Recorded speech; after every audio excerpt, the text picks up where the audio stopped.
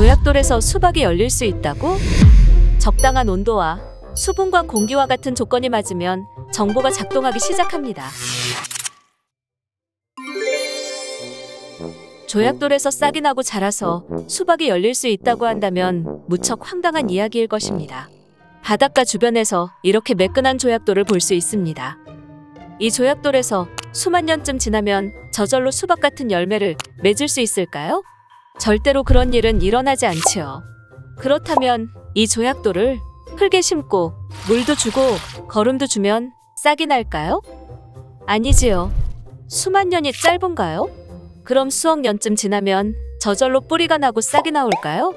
수억 년이 지나도 돌멩이에서 수박이라는 열매가 열리지 않는다는 것을 초등학생도 다 압니다. 우리는 이것을 직관적으로 알 수 있습니다. 그리고 이것은 법칙입니다. 생명은 생명에서만 나오기 때문이죠.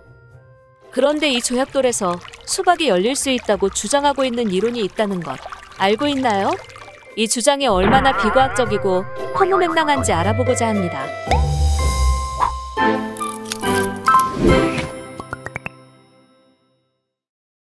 조약돌의 온도를 맞춰주고 물을 줘도 조약돌은 조약돌일 뿐 싹이 나거나 열매를 맺지 못합니다. 왜 그럴까요?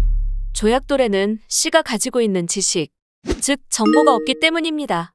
수박 씨에는 수박 성분을 만드는 데 필요한 모든 정보가, 해바라기 씨에는 해바라기 꽃을 피우는 모든 정보가 들어있습니다. 적당한 온도와 수분, 공기와 같은 조건이 맞으면 씨앗에 들어있는 정보가 작동하기 시작합니다. 씨앗 안에 있는 배는 앞으로 식물이 되는 부분이고 떡잎이나 배젖은 싹 틔울 때 필요한 양분을 저장하는 곳입니다. 씨앗은 싹이 틀 조건이 될 때까지 배를 잠재우는 물질을 분비합니다. 땅이 얼어있는데 싹이 나오면 안 되잖아요. 그래서 자라지 못하도록 재웁니다. 그러다가 적당한 온도의 씨앗이 수분을 흡수하면 떡잎이나 배젖에 저장되어 있던 영양분을 분해하는 효소가 활동을 시작합니다. 배를 수면 상태로 있게 하던 물질이 사라지고 배가 깨어나 분해된 영양분을 흡수합니다. 배가 자라서 씨 껍질을 뚫고 나오고 뿌리도 자라게 됩니다.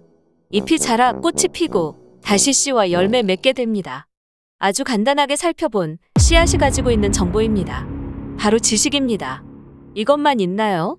식물의 잎에서는 공기 중에 있는 이산화탄소를 흡수하고 뿌리에서는 물을 빨아들입니다.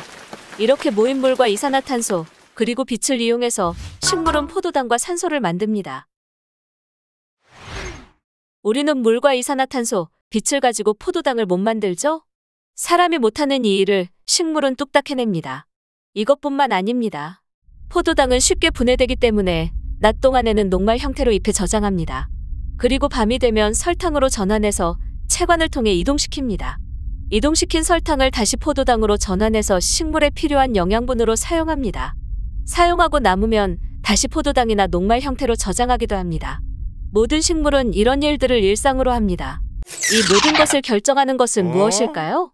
바로 씨가 가지고 있는 지식, 즉 정보에 있습니다. 이 지식은 어디에서 왔을까요? 씨앗에 정보가 어떻게 들어가게 되었는지 생각해 본 적이 있나요? 진화론은 이렇게 말합니다. 우연히 저절로 생겼다고 합니다. 여러분, 돌멩이에서 우연히 지식이 생길 수 있을까요? 이것이 가능한가요? 어림도 없습니다. 이것은 과학이 아닙니다. 상상이고 아이디어입니다. 간단하게 살펴본 식물이 가지고 있는 정보는 우연히 만들어지지 않습니다. 정보가 없는 물질이 스스로 정보를 가지게 되는 일은 없습니다. 돌멩이가 스스로 수박씨가 되는 일은 없습니다. 그럼 어떻게 해야 수박이 만들어질까요? 수박씨는 처음부터 완벽한 형태의 정보를 가지고 있어야 수박을 만들 수 있습니다. 다른 말로 하면 처음부터 수박을 맺을 수 있는 정보를 가지고 창조되어야만 가능한 이야기입니다. 씨앗 이야기를 짧게 했지만 이런 정보는 씨앗에게만 있는 것이 아닙니다. 각기 다른 모든 생명체가 이런 정보를 가지고 있습니다. 여러분과 저도 마찬가지입니다. 물리학자 존 베로와 프랭크 티플러는 인간의 유전자가 스스로 배열될 확률을 10의 180에 11만 승분의 1에서 10의 360에 11만 승분의 1이라고 계산했습니다. 이 수는 이중지수입니다. 상상할 수 없을 정도로 낮은 확률인데요. 이 수의 크기를 비교할 수 있도록 간단한 예를 하나 들겠습니다. 10의 2승은 1 뒤로 0이 2개인 100입니다. 간단하죠? 10의 이승은 1 뒤로 0이 10의 이승 개인, 즉 1 뒤로 0이 100개인 수입니다. 1 뒤로 0이 2개와 100개의 차이입니다. 이중 지수는 상상하기 힘든 크고 작은 수를 단순하게 보여줍니다. 10의 180에 11만 승분의 1이 얼마나 작은 수인지 가늠하기 힘들 정도입니다. 굳이 확률을 말하지 않아도 여러분과 저는 우연히 존재할 수 없다는 말입니다. 엄청나게 큰 지성이 개입해야 합니다. 목적을 가지고 지식으로 설계를 하고 만들어야 합니다. 지식을 가진 존재가 지식을 만들 수 있습니다. 생명을 가진 존재가 생명을 만들 수 있습니다.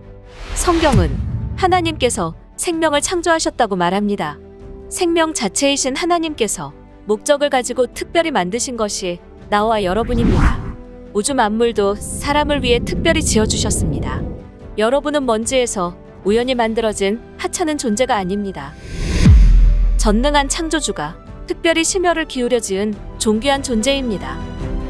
이 중요한 사실을 깨닫는 시간이 되었기를 바랍니다. 영상이 도움이 되었다면 구독과 좋아요, 알림 설정은 큰 힘이 됩니다. 채널 후원은 영상 제작과 교육 선교를 위한 후원으로 소중하게 사용하겠습니다.